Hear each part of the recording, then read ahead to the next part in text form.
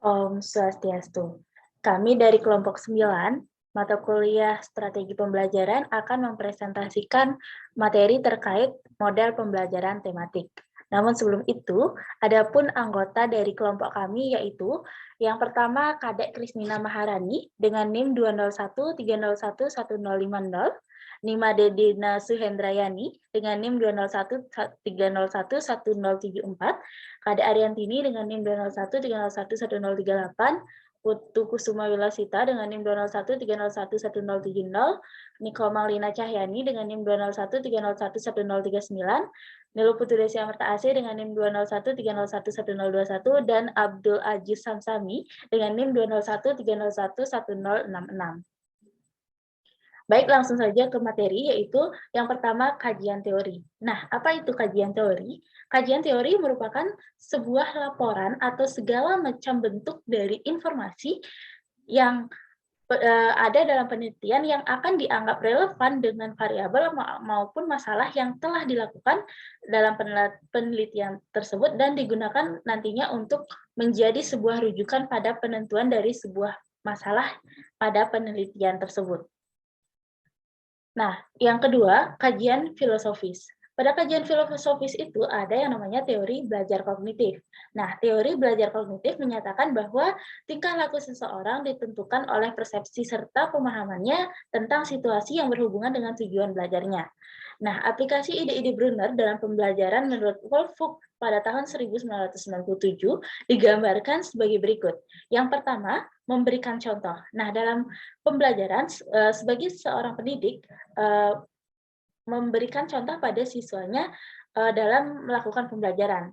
Yang kedua, membantu siswa mencari hubungan antara konsep. Nah, sebagai pendidik mengajarkan siswanya menghubungkan materi yang diajarkan dengan konsep materi yang diajarkan dengan kehidupan sehari-hari. Yang ketiga, mengajukan pertanyaan dan membiarkan siswa mencari sendiri jawabannya. Hal ini bertujuan untuk mengetahui tingkat kekritisan siswa dan keaktifan siswa dalam belajar. Yang keempat, mendorong siswa untuk membuat dugaan yang bersifat intuitif. Baik, sebelumnya perkenalkan saya Kak Ariantini dengan NIM 20130111038. Di sini saya akan melanjutkan presentasi dari teman saya, yaitu terkait kajian filosofis mengenai teori belajar konstruktivisme. Menurut teori ini, satu prinsip paling penting dalam psikologi pendidikan adalah bahwa guru tidak dapat hanya sekedar memberikan pengetahuan kepada siswa, melainkan siswa harus membangun sendiri pengetahuan di benaknya.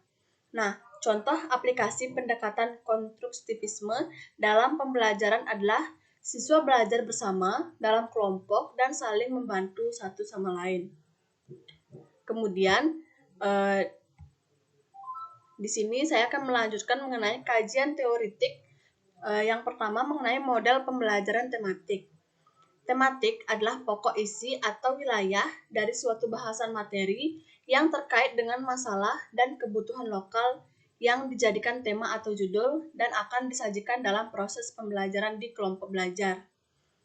Model pembelajaran tematik ini merupakan kegiatan belajar mengajar dengan memadukan materi dari beberapa mata pelajaran dalam satu tema.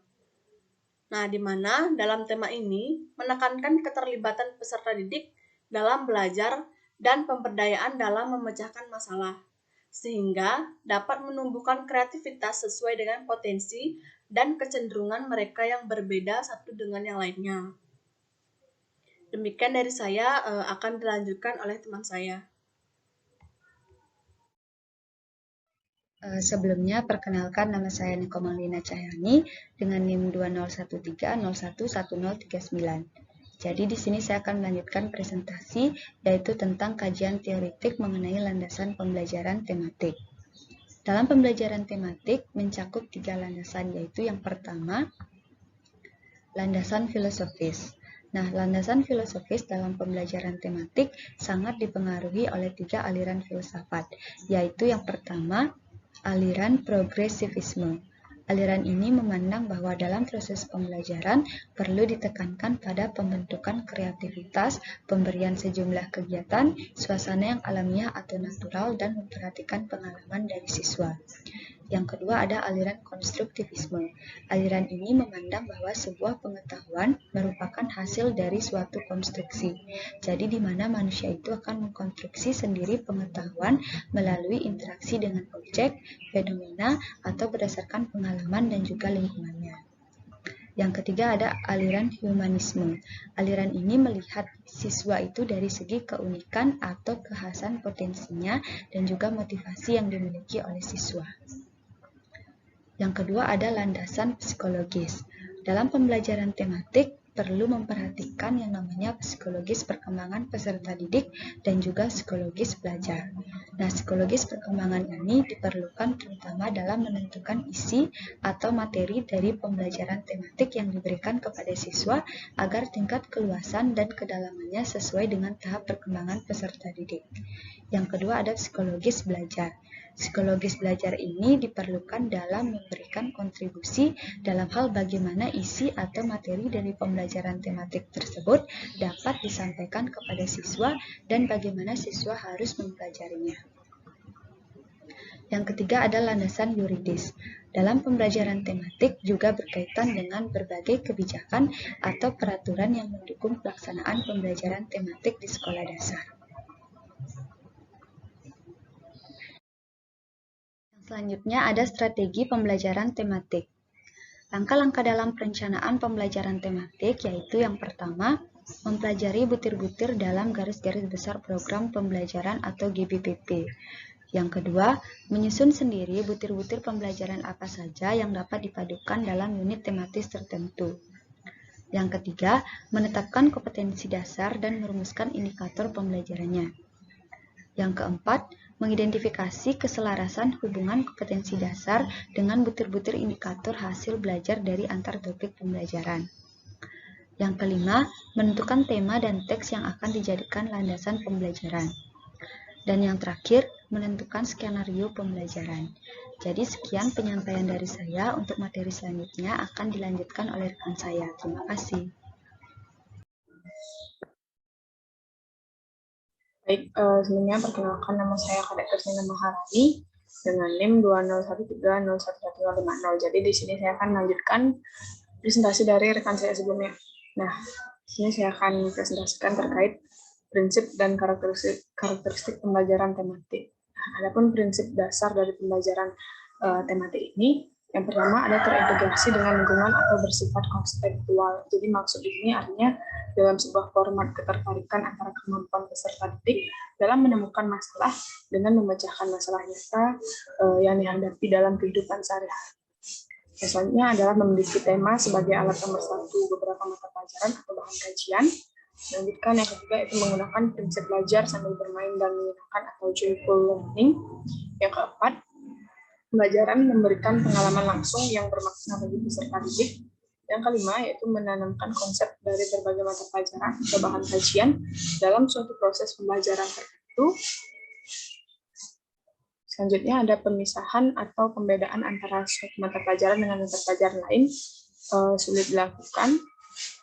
Dan yang ketujuh ada pembelajaran dalam berkembang sesuai dengan kemampuan, kebutuhan, dan minat bakat peserta didik.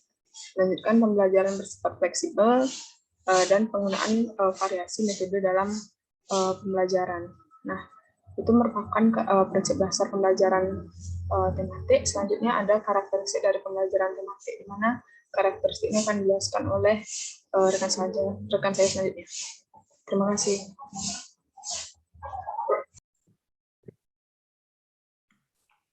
Assalamualaikum warahmatullahi wabarakatuh. Perkenalkan, saya Abdul Aziz Zamdani dengan NIM 20130111066. Di sini saya akan melanjutkan presentasi dari teman saya tentang karakteristik pembelajaran tematik.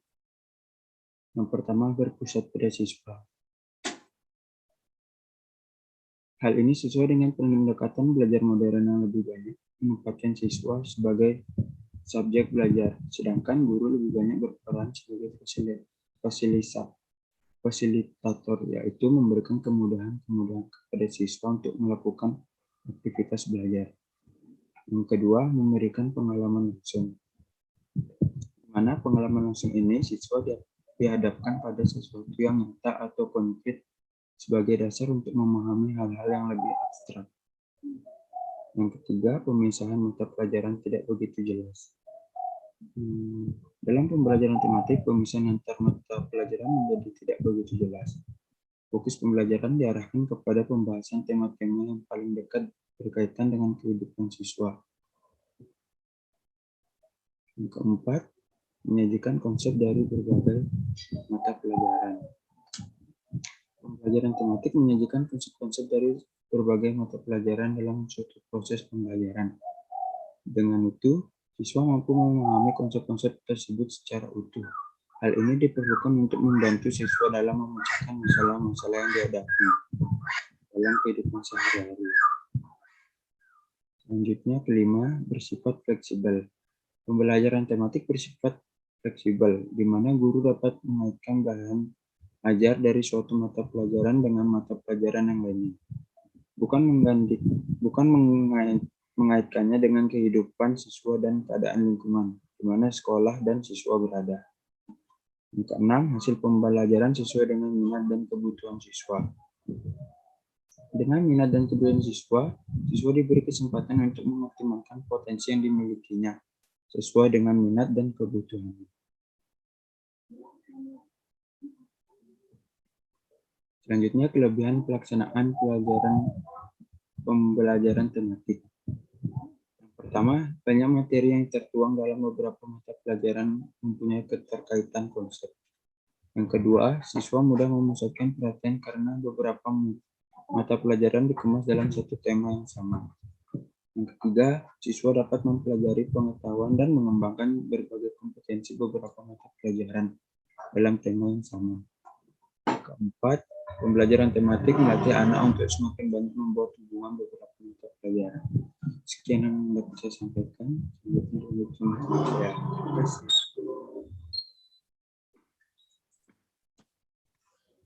Baik, di sini saya akan melanjutkan materi mengenai kelemahan pelaksanaan pembelajaran tematik. Yang pertama dari aspek guru. Guru harus berwawasan luas, memiliki integritas tinggi, keterampilan metodologis yang handal, rasa percaya diri yang tinggi, dan berani mengemas dan mengembangkan materi. Yang kedua dari aspek peserta didik. Pembelajaran tematik menuntut kemampuan belajar peserta didik yang relatif baik dalam kemampuan akademik maupun kreativitasnya. Yang ketiga dari aspek sarana dan sumber pembelajaran. Pembelajaran tematik memerlukan bahan bacaan atau sumber informasi yang cukup banyak dan bervariasi. Mungkin juga membutuhkan fasilitas internet. Yang keempat dari aspek kurikulum.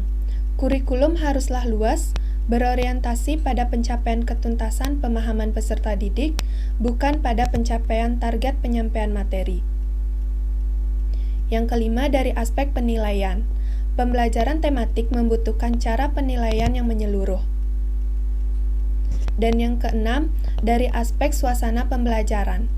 Pembelajaran terpadu cenderung mengutamakan salah satu bidang kajian dan tenggelamannya bidang kajian lain, tergantung pada latar belakang pendidikan gurunya. Sekian materi yang bisa saya sampaikan, selanjutnya akan dilanjutkan oleh rekan saya. Baik, terima kasih atas kesempatan yang diberikan kepada saya. Perkenalkan, saya Nimadi Dena Sunrayani dengan NIM 20130111074 dari kelas 3C Pendidikan Matematika. Di sini saya akan menjelaskan materi selanjutnya, yakni implementasi. Nah, pada implementasi ini yang pertama ada rencana pelaksanaan pembelajaran atau yang biasa kita kenal dengan RPP. Nah, seperti tampak pada layar, berikut merupakan RPP dari kelompok kami. Dalam RPP ini terdapat kompetensi dasar, materi, lalu ada tujuan pembelajaran, alat atau media yang digunakan, bahan atau materi, penilaian, dan juga kegiatan. Nah, untuk lebih jelasnya dapat dilihat pada makalah dari kelompok kami.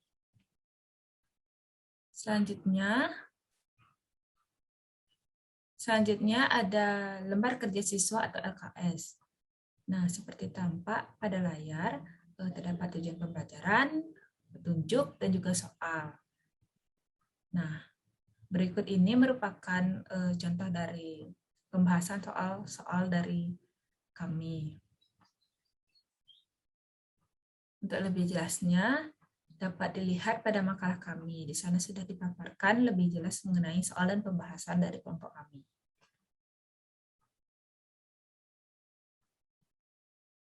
Nah, kesimpulannya yakni, tematik adalah pokok isi atau wilayah dari suatu bahasan materi yang terkait dengan masalah dan kebutuhan lokal yang dijadikan tema atau judul dan akan disajikan dalam proses pembelajaran di kelompok belajar. Pembelajaran tematik merupakan pembelajaran terpadu yang menggunakan tema untuk mengaitkan beberapa mata pelajaran. Pembelajaran tematik ini juga sering disebut dengan pembelajaran terpadu atau integrated learning. Selanjutnya adalah saran. Dengan membaca makalah ini, diharapkan pembaca dapat memahami bagaimana model pembelajaran tematik ini. Atas kekurangan dalam penulisan makalah ini, penulis sangat mengharapkan kritik dan saran yang membangun perbaikan dalam penyusunan makalah ini. Sekian presentasi dari kelompok kami. Terima kasih atas perhatiannya dan mohon maaf apabila terdapat kesalahan kata. Akhir kata saya ucapkan Om Santi Santi Santi Om.